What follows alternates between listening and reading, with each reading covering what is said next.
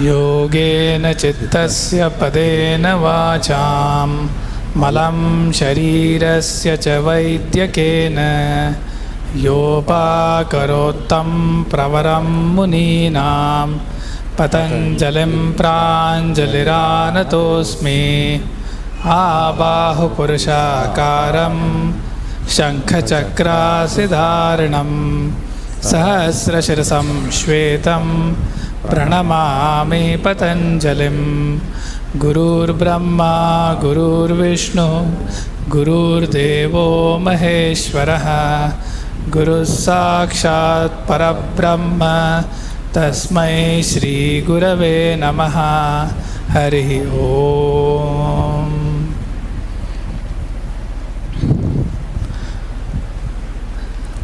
So we are on the topic of antarayas. We started the topic last time, and when we started last time, I gave the context right from the beginning of the Samadhi Pada on where we are currently situated in that Pada, giving the whole context. So I won't repeat that context today, but just to establish the continuity, we looked at Ishvara Pranidhana, and consequently the question came up, who is Ishvara? So then there was a big explanation of who is Ishvara, and that was followed by the introduction of Pranava or the Omkara as the Vachaka of the Ishvara, right? So in some sense the Om is the denoter and Ishvara is the denotee. And then the question was, what does yogi do with this information? So then there was Tad Japas Tadartha Bhavanam. So the Pranava Japa and the bringing forth the meaning as understood, the meaning of the Om and the Ishvara from the whole corpus of the Shastras. And then consequently what is sort of the result of doing that, right? So one we saw was Paramatma Prakashate. So then you get the grace of the Lord and you get a sort of the realization of the Lord. Then we saw Pratyak Chetana Adigamaha.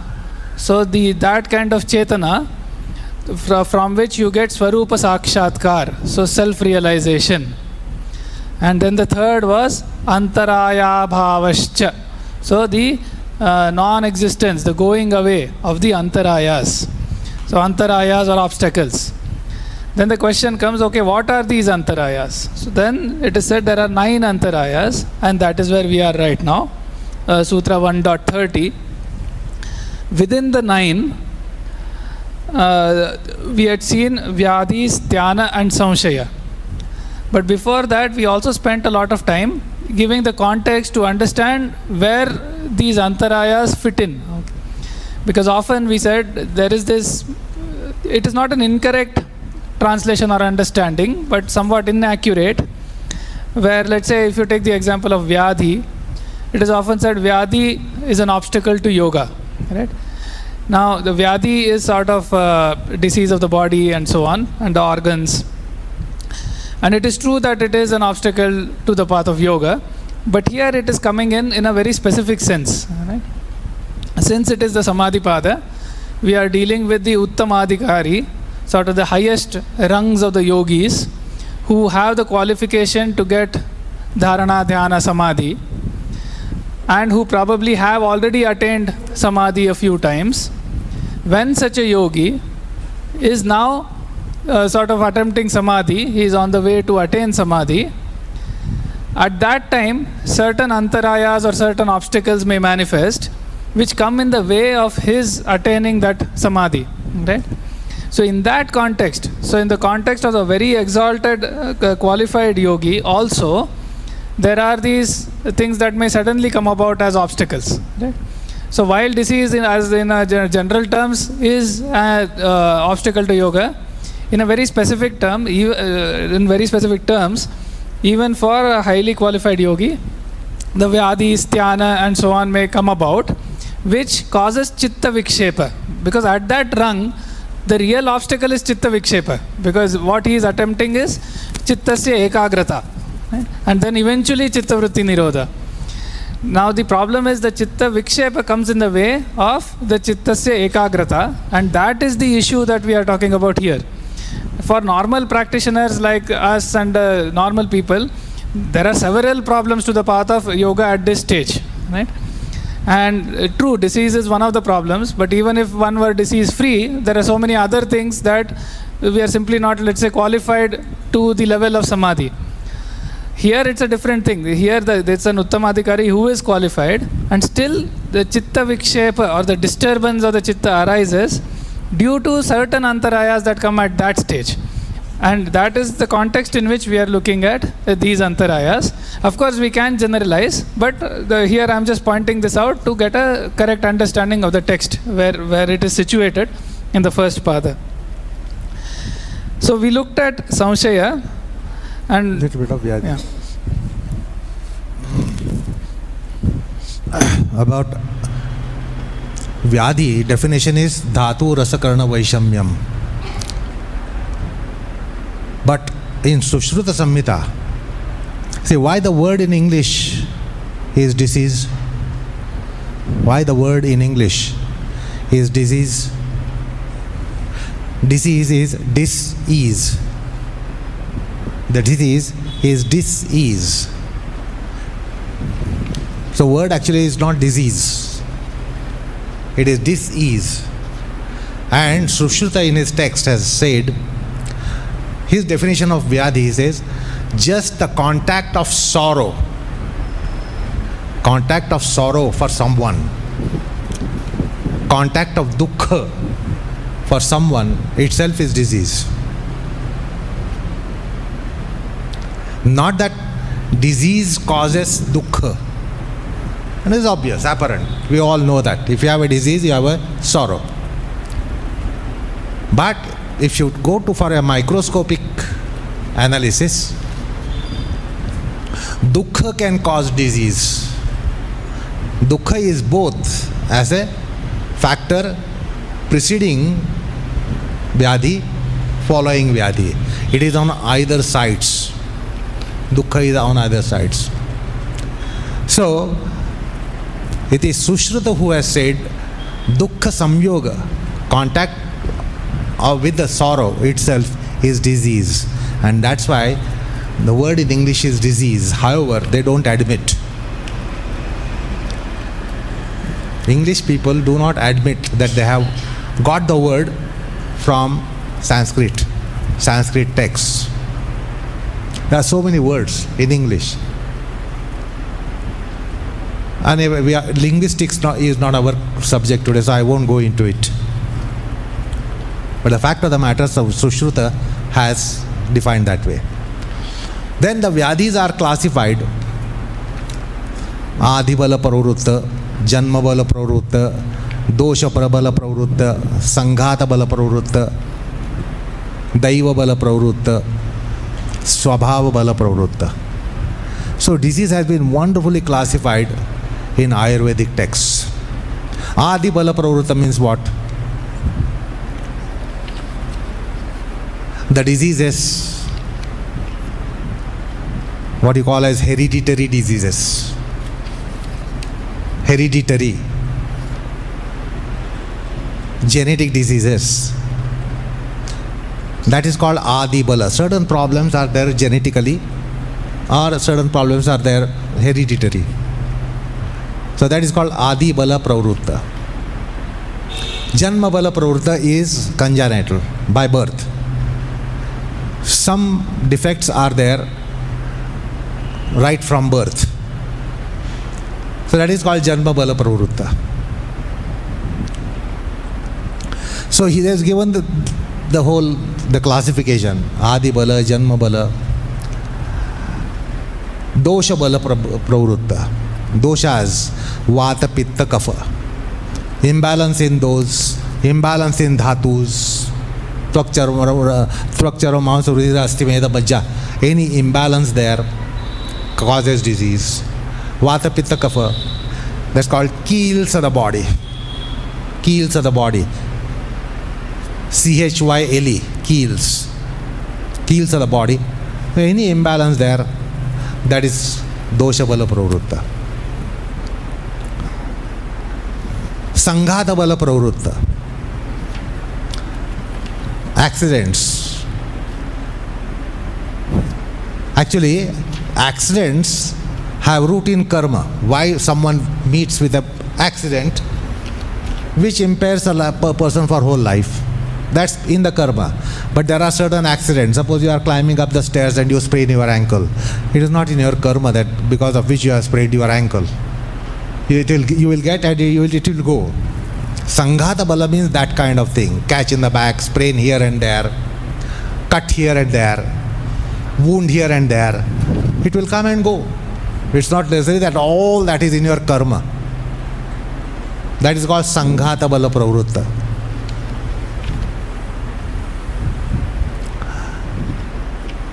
Then there is Kala bala pravritta. Kala means you go through stages of life. So, a baby is vulnerable to certain diseases. You and me are not vulnerable, but the baby is vulnerable because of the tenderness. So, stages in life, we are vulnerable to certain diseases when we are past adulthood.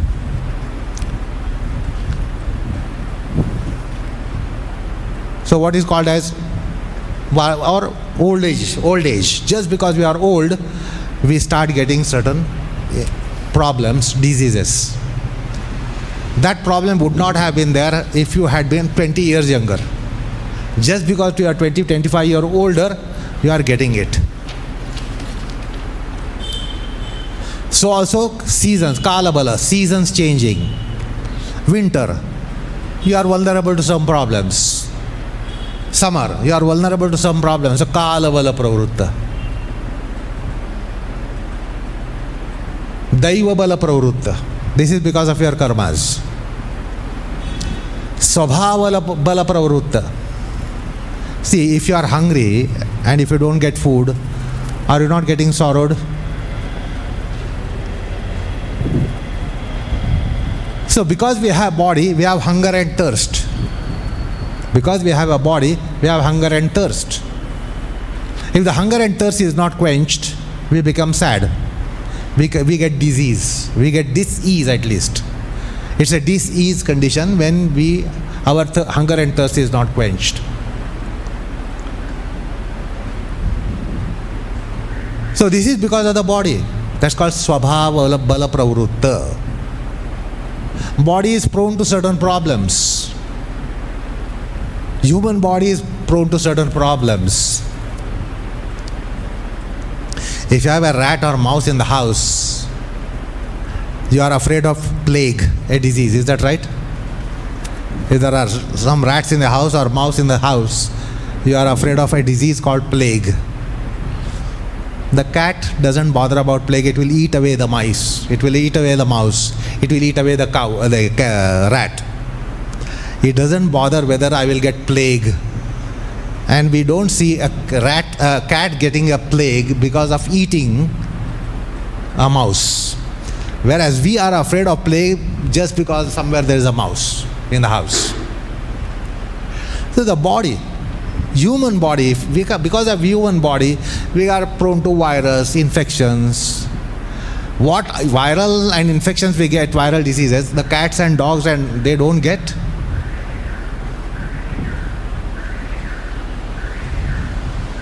Now today's man has become so delicate.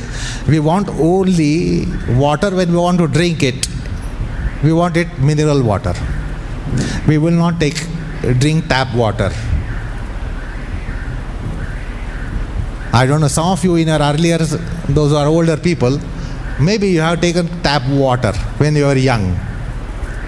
The present generation, right from birth, they have the protection. But our parents, they drank water even river and well. Today you won't put your mouth, you won't consume river water. Is that right? Well water. So see what has happened to us. We have become delicate. The birds will take water, any dirty water that is on the ground.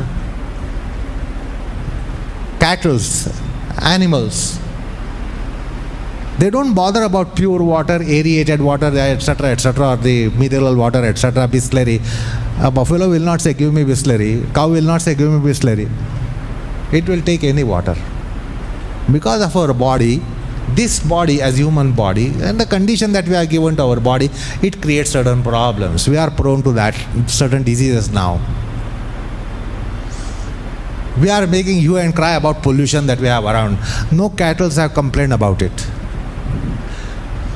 The sparrows have left the place, they have migrated because they had a problem with oxygen.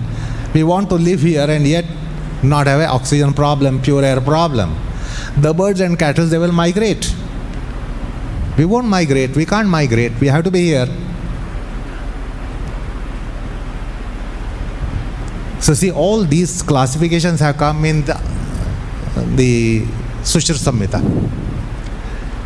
Then another classification comes, Ati Yoga, Ayoga, Mithya Yoga. Overuse. Overindulging with something will create a disease. Overindulgence with sugar, diabetes. Overindulgence with chili, etc. Then piles and acidity, etc. So overindulgence. Overuse. Overuse will create a disease. Non-use, ayoga. Ati yoga, ayoga. Ayoga will again create disease. And mithya yoga, misuse, abuse will create disease. So again, this is the wisdom of Ayurveda. Ati yoga, ayoga, viyoga. Overuse, misuse, abuse, non-use. These will also result into diseases. So this is a general knowledge, GK for you with respect to Vyadhis. Okay. So I just wanted to share with you the wisdom that has come in Charaka Samhita and Sushruta Samhita. And English word disease has been borrowed from our texts. They are not candid enough, they are not honest enough to say, why disease? What is the root of word disease? There is nothing like that. It is dis-ease. Dis-ease means sorrow.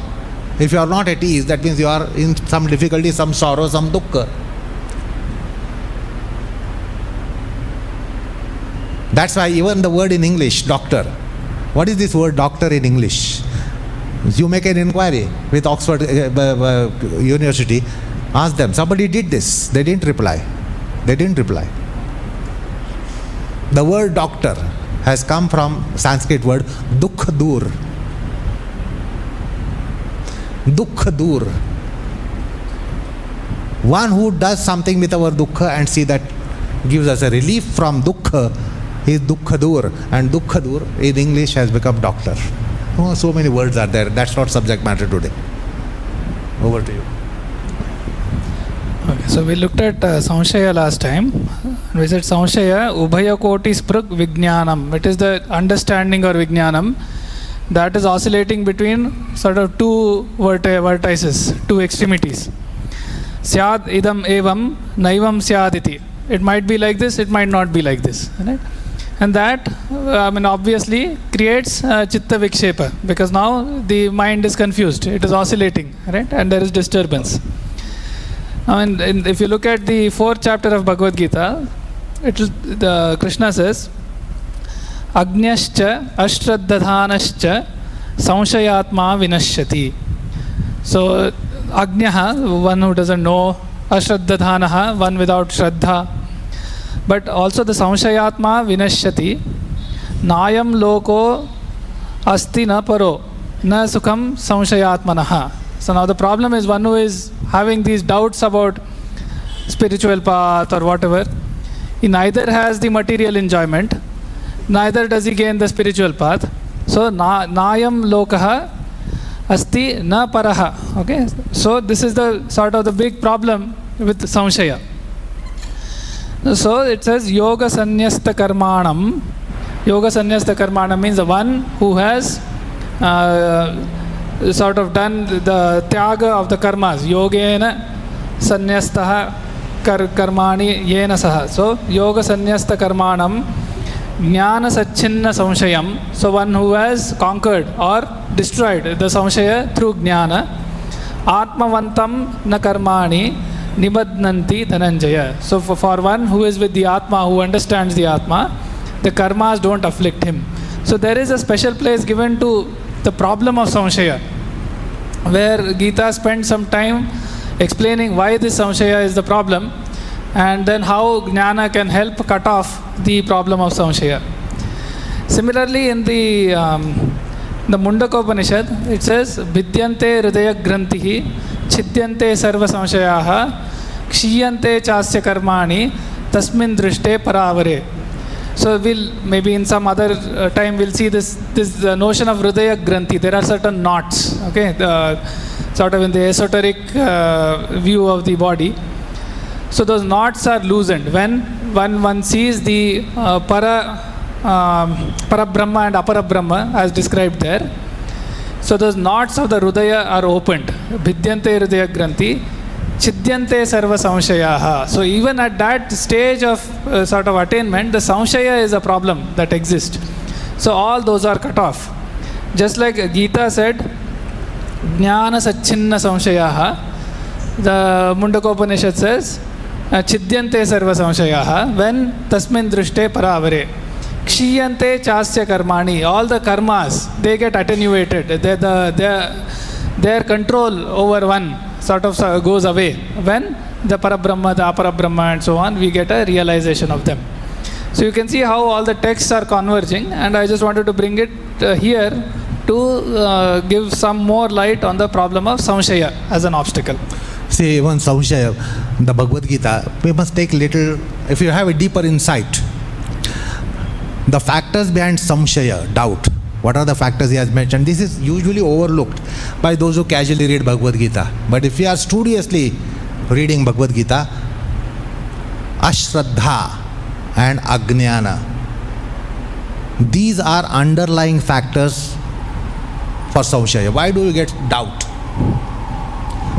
Why do you get samshaya? Why do you get doubt? There are two factors, underlying factors, which Bhagavad Gita has pointed out, but we, when I take a casual reading, we fail to take cognizance of it. Ashraddha, lack of faith. Lack of faith is one of the reasons why one gets samshaya. Ajnanam, lack of wisdom, lack of prudence, lack of knowledge also creates room for doubt. Half knowledge, insufficient knowledge will create room for samshaya. So, what is the way to counter samshaya is not that don't doubt. Not to doubt is not an antidote to doubt. What is the antidote? Is develop faith, shraddha, and jnana. Not just shraddha, because many times you have shraddha, but you don't develop the knowledge factor, the jnana component, and at some point in time you can face doubt. So these two factors must come together, combination of faith, dedication, reverence, etc., and knowledge, jnana. Lack of knowledge will create doubt, lack of faith will create doubt. Now when doubt comes, what happens? It is an antaraya. Why? Suppose you are doing asanas and you get a doubt. You are immediately slowed down. Then you are slowly, your enthusiasm is hit, is rarefied. Your spiritedness is hampered, and you can be slowly getting weaned away from it. Having doubt, you will not be persisting in that endeavor. The moment you get a doubt, you take a back foot. You go on back foot the moment you get a doubt. You don't go to front foot when you get a doubt. And that's why doubt is an obstruction. It will slow down your yoga. It will slow down your process of yoga. It will obstruct, impede. It will put a brake to your process of yoga because of the doubt. That's why the doubt is antaraya.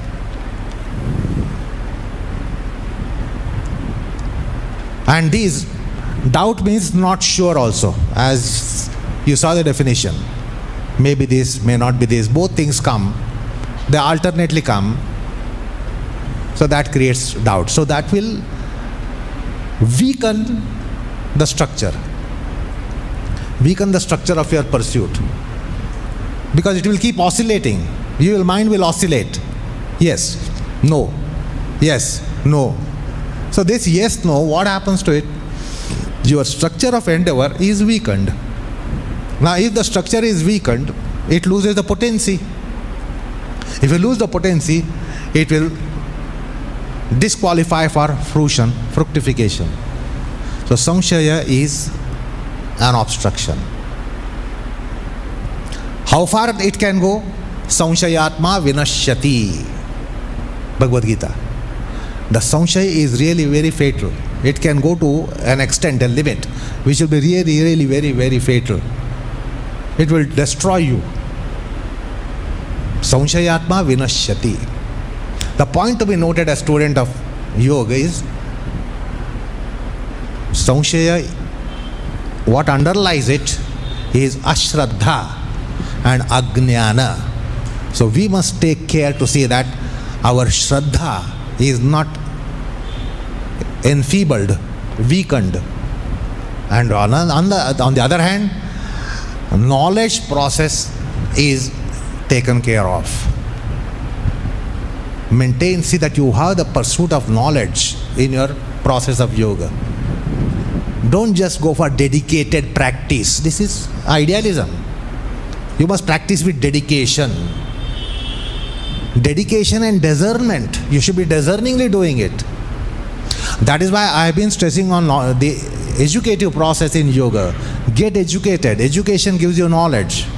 It's a different education here. The education that you get out is different kind of education for your business of life, for your economic activity. You can become ATM if you take education outside. You become ATM machine. If you are well qualified, if you have gone taken academic education, because modern education is vyavasaya bhimukha. Very unfortunate turn taken by the modern educationists. It should qualify you to earn money, make money, etc., etc., which is very unfortunate turn taken by modern academicians.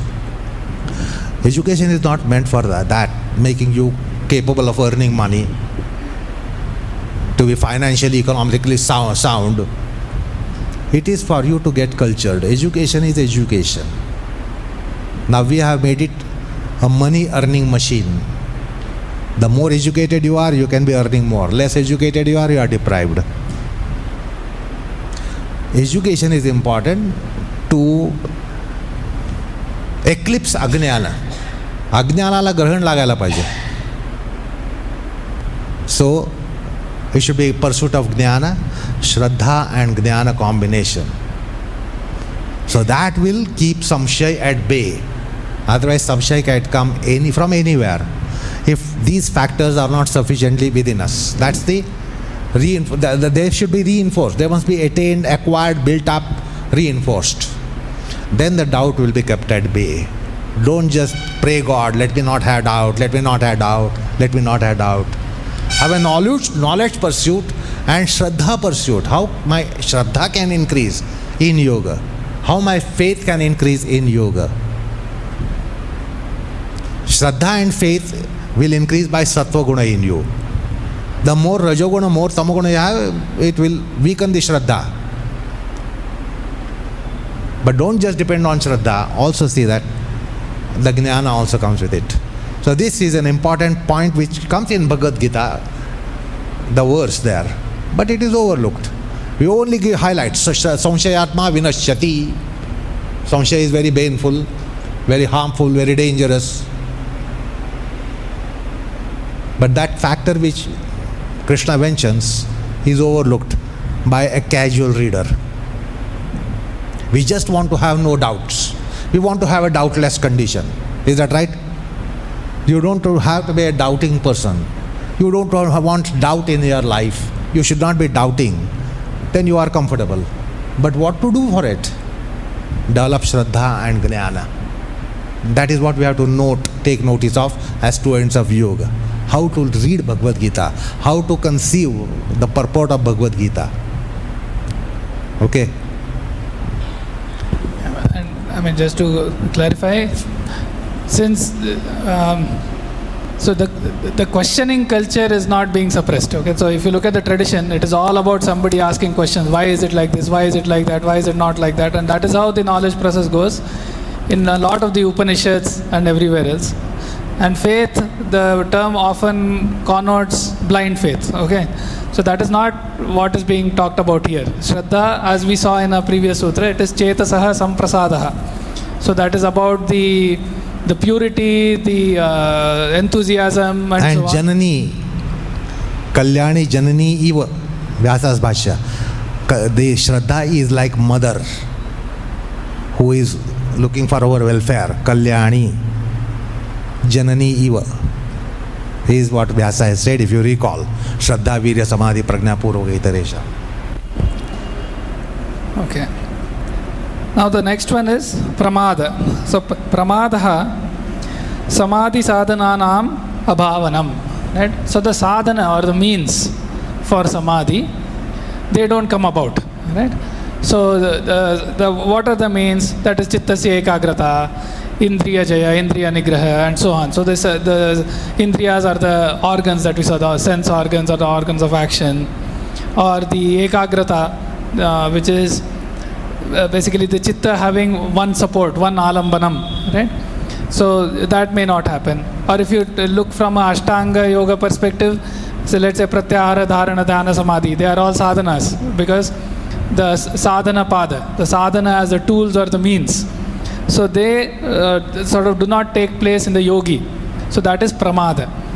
And the general meaning of the word pramada is anavadhanata, in some sense carelessness, right? But carelessness of sort of a high order. So that is one of the obstacles that may happen to a yogi, where the means required for the attainment of samadhi somehow do not come about, right? Because one is not taking enough care, or the particularization required at that stage is not happening. So that is one of the antarayas, pramada. Next is alasyam. About pramada, neglect, carelessness, recklessness, heedlessness. It can come in, these are words which show different degree of pramada. Heedlessness, neglect, carelessness, casualness. So pramada can take place. Sometimes we neglect something and later we repent, I should not have neglected.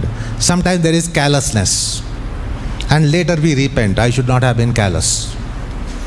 Carelessness, recklessness. So these are obstructions. Now see, if you go with the guna analysis, why does it happen? Take anything from Vyadi. Here you will see that the Sattva guna has been mitigated. Rajo guna has increased. Or Sattva guna is mitigated, Tamo guna is increased. So when the Rajatama gunas are encouraged, you will tend to become careless, callous, reckless, heedless, or you will neglect. So ultimate analysis will tell you, see that you are very, very meticulous about taking care that Sattva guna is not mitigated, Sattva guna is not discouraged, Sattva guna is not replenished. Take case of even Vyadhi. If you take Sushruta, he said just contact with the sorrow means it is disease.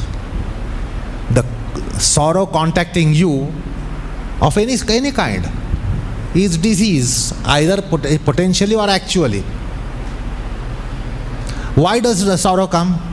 Rajasastu phalam dukkham, Bhagavad Gita precept. Rajasastu phalam dukkham. Rajoguna fructifies in sorrows. Rajoguna fructifies in dukkha. So Rajoguna has increased, that's why Vyadhi has come. Tamoguna has increased, so increase of Rajoguna, Tamoguna suppress their Sattva guna and the disease comes up. So in Vyadhi also, if you go by the guna analysis, if you go pathologically deeper into cause of disease, the first cause, primary cause, primeval cause is imbalance in the gunas in the form of Sattva guna shrinking, Rajatama guna increasing. Sthana, same. Sattva guna decreased, Rajatama guna increased. Samshaya, absence of Shraddha, absence of Jnana, deficiency of Shraddha, deficiency of Jnana is again Rajatama guna havoc. When the Rajatama guna plays havoc, Sattva guna is discouraged, mitigated, suppressed. So samshaya. So as student of yoga, you will have to come to every time, because the gunas are basic things in all aspects of body, mind, psyche, consciousness. So all these antarayas are suggesting that Sattva Rajatama guna, their proportions are mismanaged, and therefore the obstacles will come up. So even in samshaya, see again, Jnana deficiency means Sattva guna deficiency. Sattva guna gives Jnana. Sattva guna gives Shraddha. Deficiency in Sattva guna means there will be mitigation, or the what you call shrinking of Shraddha or shrinking of Jnana, causing into samshaya, giving room for samshaya to enter. So again Sattva Rajatama. So at back home sometimes try to analyze every antaraya and the substrate of it. You will find in Sattva Rajatama mismanaged, their proportions mismanaged, their combinations mismanaged, Sattva disfavoring and Rajatama favoring. So anything in the life that happens where Rajatama gunas are favored, antarayas are invited.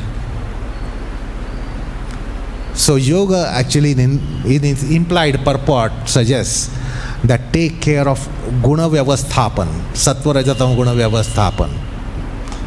How proper encouragement and proper discouragement is in place. Sattva guna encouraged, Rajatama guna discouraged.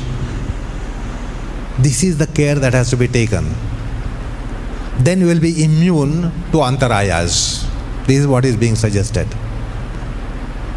So today we take so many measures for immunity.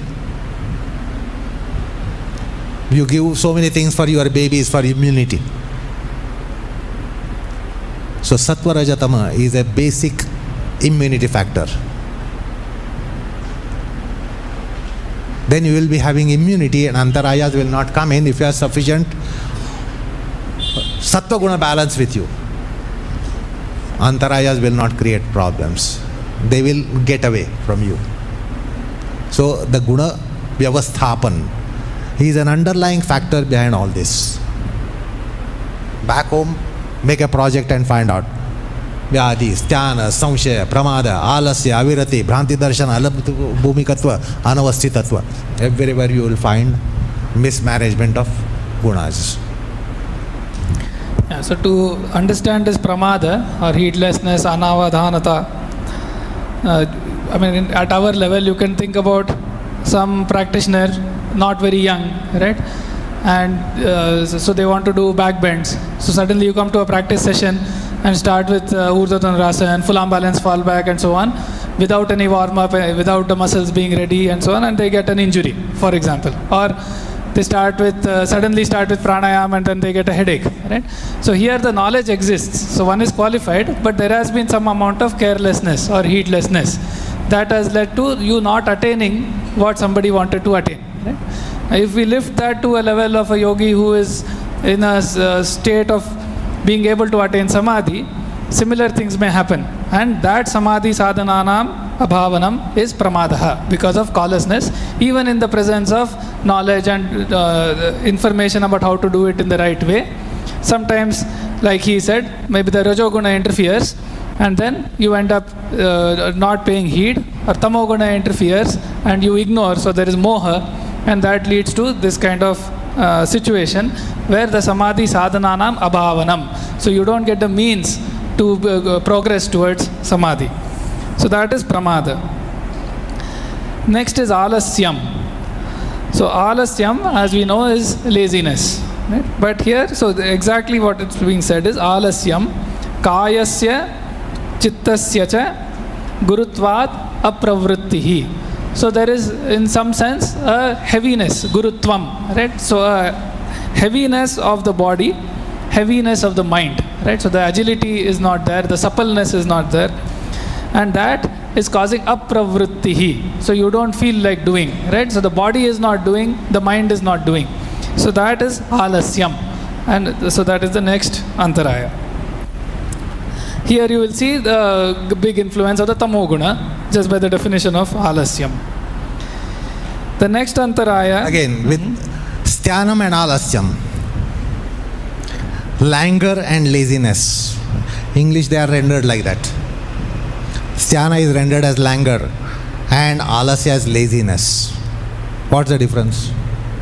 What is the difference between sthana and alasya, languor and laziness? In sthana, you are only motivated to be doing yoga. For other things, you are on your toes. For other things, business of life, activities of business of life, you are on your toes. But when it comes to yoga, there is little pravrutti. There is only a specific laziness, specific motivation, lack of motivation to be doing yoga. You are prepared to do anything else. You can be even wanting to jump and you will keep jumping up and down. But yoga, no. So lack of disposition for yoga creates a kind of laziness in us for doing only yoga. For other things we are not lazy. We can be jumping gyms. Do you know that usage? Jumping gym in English. While in alasya, you are lazy for anything and everything. Even you are lazy to eat food. So the tamoguna is greater in alasya, and specific tamoguna increases in sthana.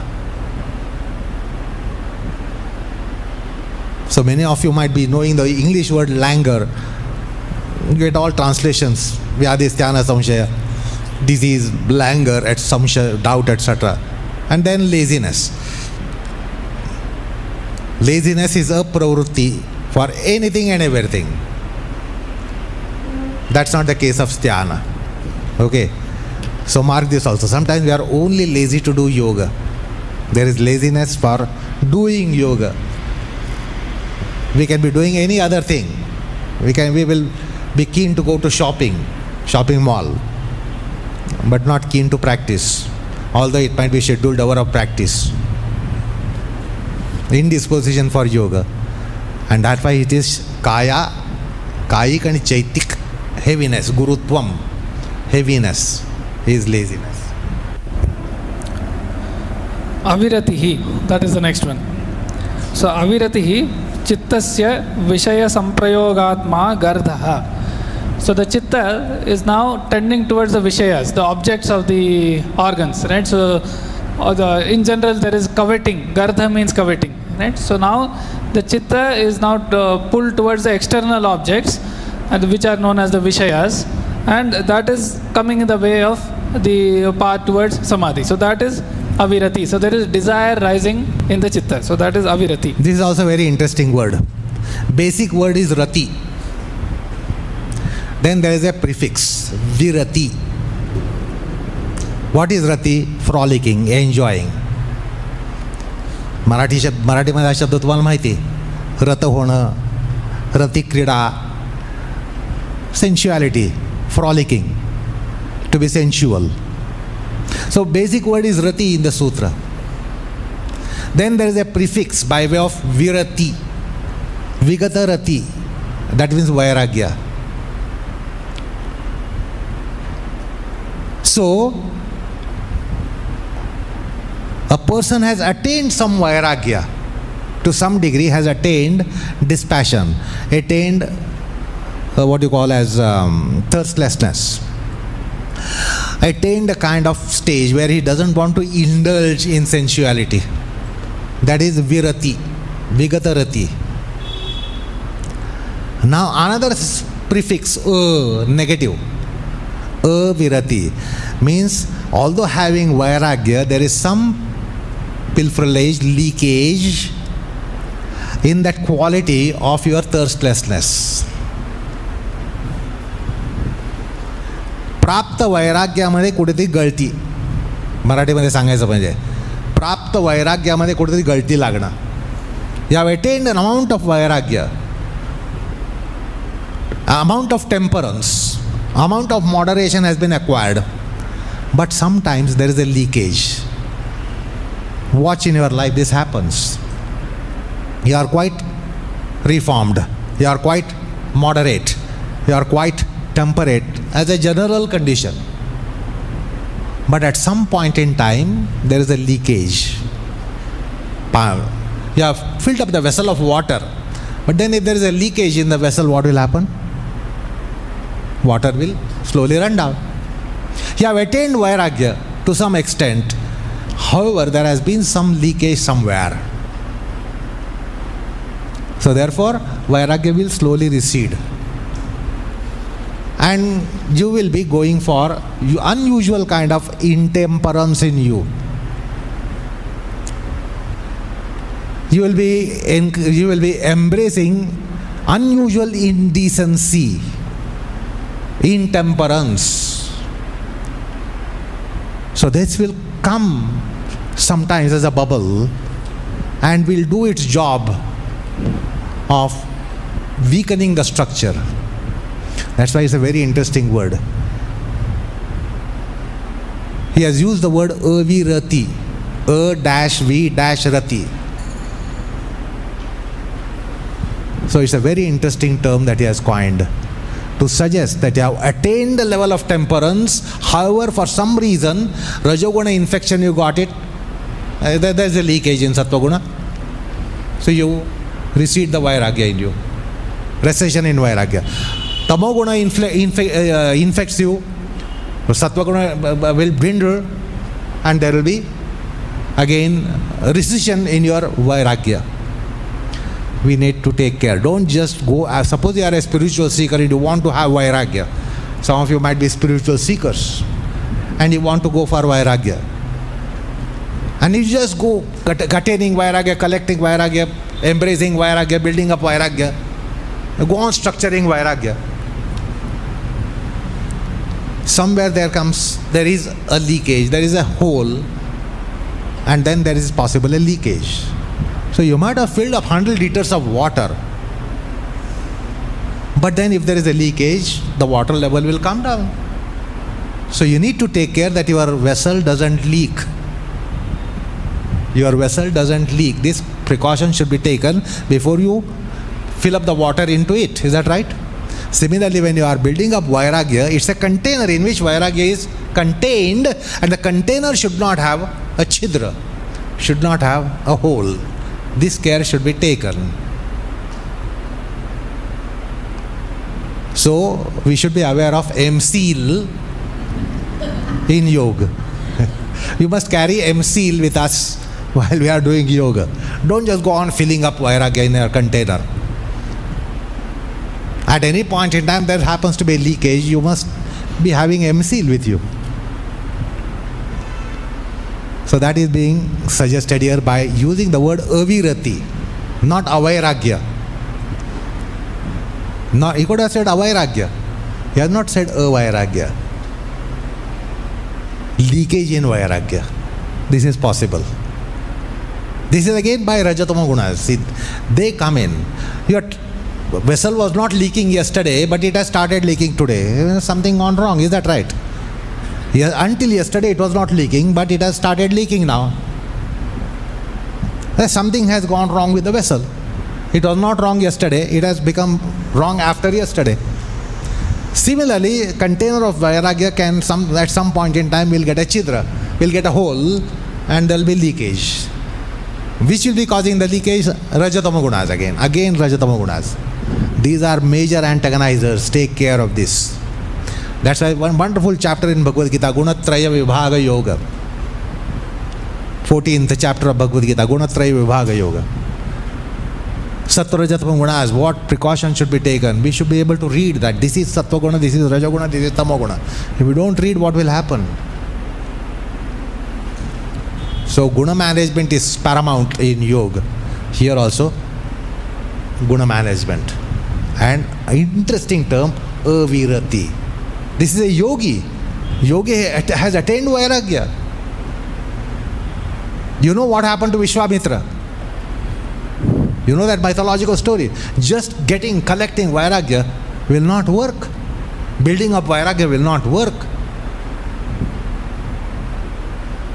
So later, the life of Vishwamitra is a must for all students of yoga to be studied. That's why he's called Vishwamitra. He is friend of whole universe. His life should be studied by us. He spent 10,000 years with Menaka, did not notice the time elapsed. 10,000 years had elapsed. He was in frolicking. But later he realized. On one day he says, oh, I have got up, I have to do Sandhya Vandan. Menaka tells him, last 10,000 years did not do it. He said, is it so? It's a wonderful life. That's why he's called Vishwamitra. Then he conquers. First he conquers Kama. He doesn't succeed. Then he understands he must conquer Krodha. That's why the word is Kama Krodha, not Krodha Kama. Kama Krodha word. He conquered Kama after that episode. He turned his face from Menaka. You have seen the wonderful picture by this Ravi Verma. So he conquers Kama. But again, problem comes in his life. He realizes, I have got still anger. I must conquer anger. So wonderful life of Vishwamitra. So this is avirati. Attained vairagya, but some leakage sometimes can happen. Because he is already a yogi, he has a vairagya. He is a yogi who is qualified asamprajñat samadhi. But what is possible? Yet avirati. Not avairagya, avirati. That's a very interesting word. Only in the texts of yoga you will find this word. Nowhere else. Rati, virati, rati, virati, rati, virati, that's all.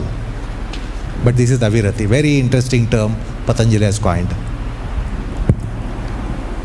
And in the analogy of the Vairagya as a pot and the MCL, we also see Abhyasa and Vairagya working together. Right? So here the Abhyasa gives the MCL to the pot of the Vairagya that he is describing. Okay, like so in Araldite, there are two substances. You know, in Araldite, there are two substances. Two pastes are there. Similarly, Abhyas Vairagya. okay. So the next is Bhranti Darshanam. So Bhranti Darshanam is Viparyaya Jnanam.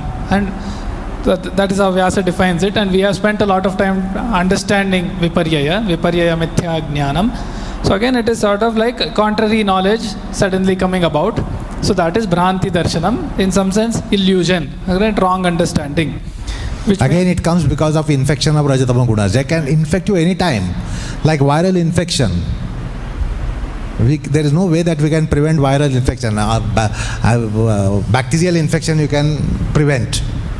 Viral infection. So similarly here, he is already a Jnani, he is a yogi. But somewhere he can get a viral infection of Rajatama Gunas, and then Bhranti Darshana can come. The next antaraya is alabdha bhumikatvam, which means samadhi bhumehe alabhaha.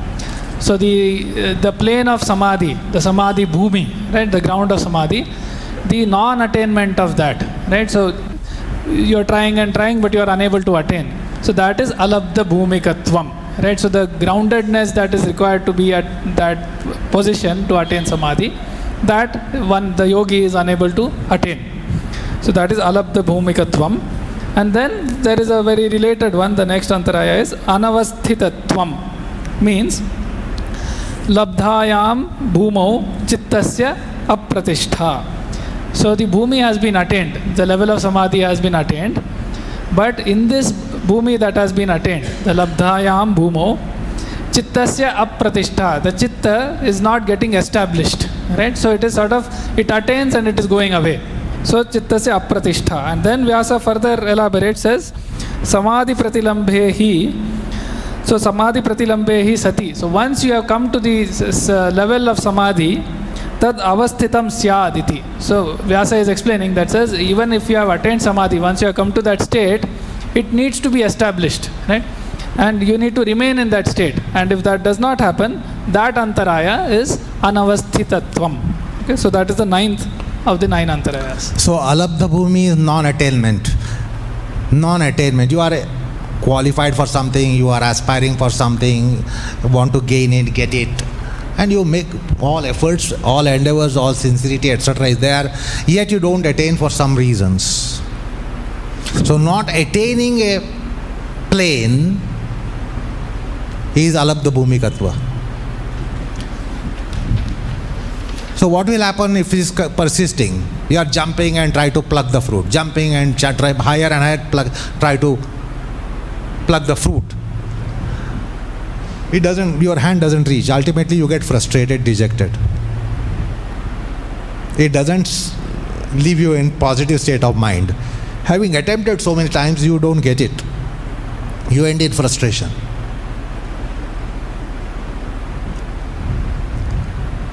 Then last one is having attained, you slip. You slip from that plane. You have reached a height, you slip from that plane. Again, it is because of Rajatama Gunas. Another thing to be noted, the devastation is progressive from Vyadhi to Anavasthitatva. This is also why he has taken this order, tell me. Why the order, it could have been in haphazard. Anavasthitatva could have come first. Why he has taken the sequential order? Vyadhi, Sthana, Samshaya, Pramada, Alasya, Avirati, Bhranti Darshana, Alabdha Bhumika, Anavasthitatva. Why this sequential order? What is the logic? Back home, contemplate over it. The devastation is progressive. Vyadhi doesn't have much devastation because the Vyadhi is so common factor. आपल्याला दर आठवड्याला काही ना काही होत असतं, दर 2-3 दिवसांनी काही ना काही व्याधी होतेच ना. So it's a frequent visitor. It's really not devastating. But progressively the devastation is greater in yogic pursuit of life. So dukkha in vyadhi, suppose is 1 unit, sthana it will be more than 1. Samshaya furthermore. Pramada furthermore. Though there is a progressive devastation of a yogi. The last one is highly, greatly devastating. You have attained and you have slipped.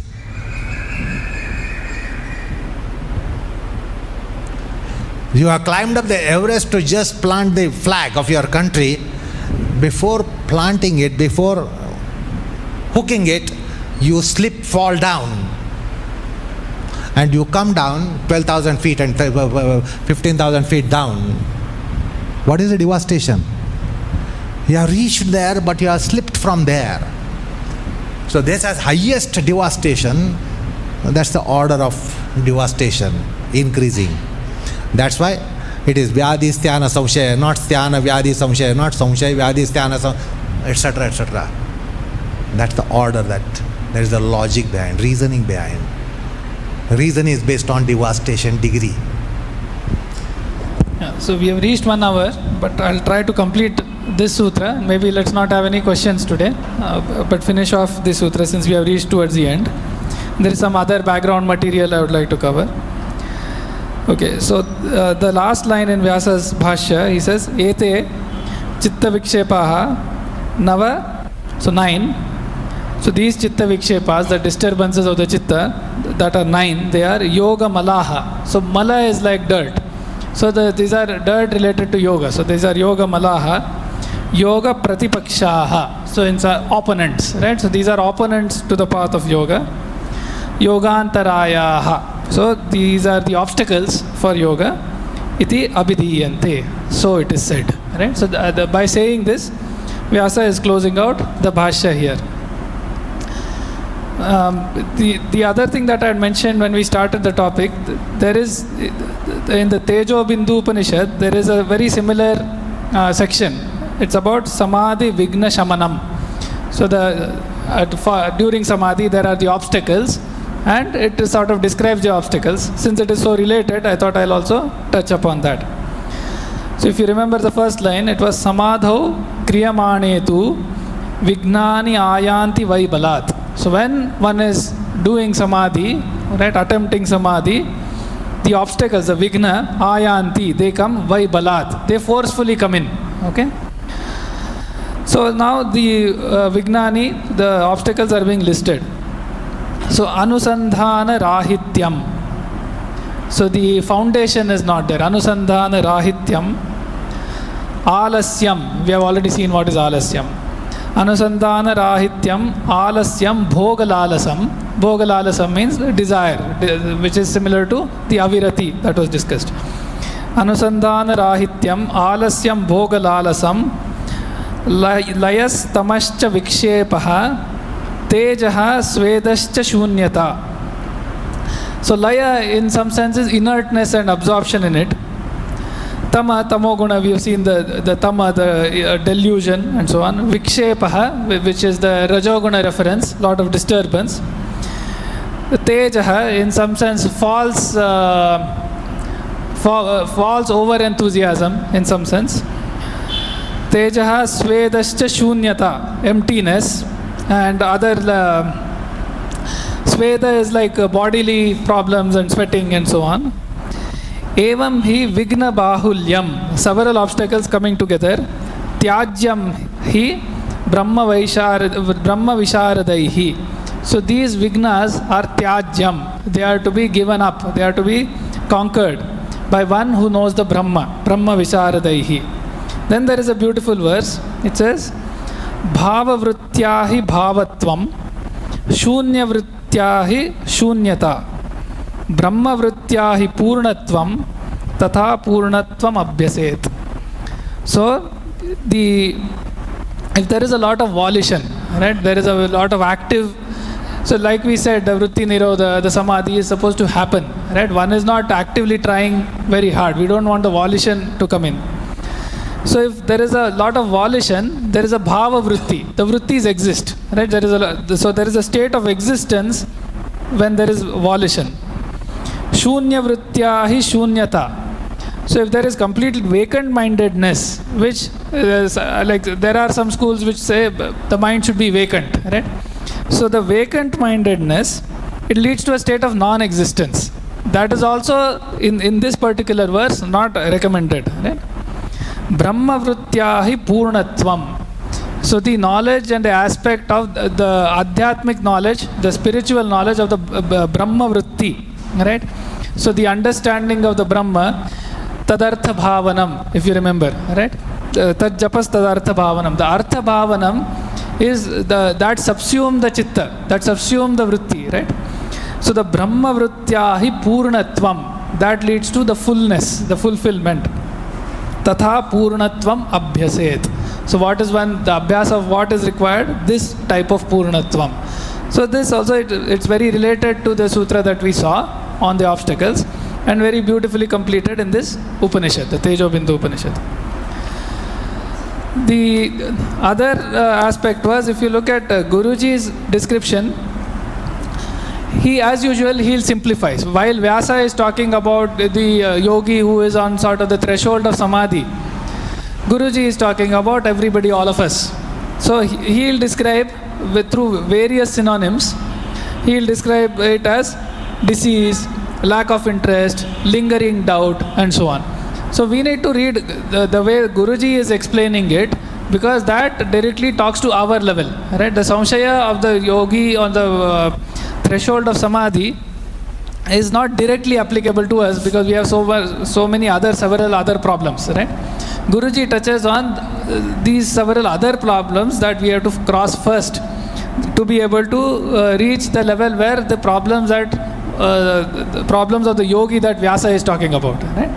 So here you will see Guruji describing each of these, and he has nicely categorized them as physical, mental, intellectual, and spiritual, right? The 9 antarayas. And then given a lot of synonyms for each of those to be able to understand these obstacles at our level, and due to the synonyms from various angles, how it might be affecting us and how we might relate to it. But with our knowledge of how Vyasa and the Upanishads have dealt with the antarayas, now the way Guruji is describing in the simple words, that description gains a lot of depth. So now when we read the simplified English version of this sutra in Guruji's commentary, with the background that we have seen on how Vyasa and the Upanishads have described it, we understand it much better. And the framework of the 3 gunas will also help us categorize and classify and understand how these obstacles come about. Right? Okay. So I think we'll stop here. We will have the session next week, but the month of May, the sessions are closed. We'll chant the slokas on Guruji and stop. वैज्ञानिक शिक्षकत्वे कलाकार आसनेषु यः योगाभ्यासे च तत्त्वज्ञस् तं वन्दे सुन्दरं गुरुं योगवृक्षो लोकेऽस्मिन् वर्धितो यस्य प्रेरणया योगाचार्याय गुरवे सुन्दराय नमो नमः.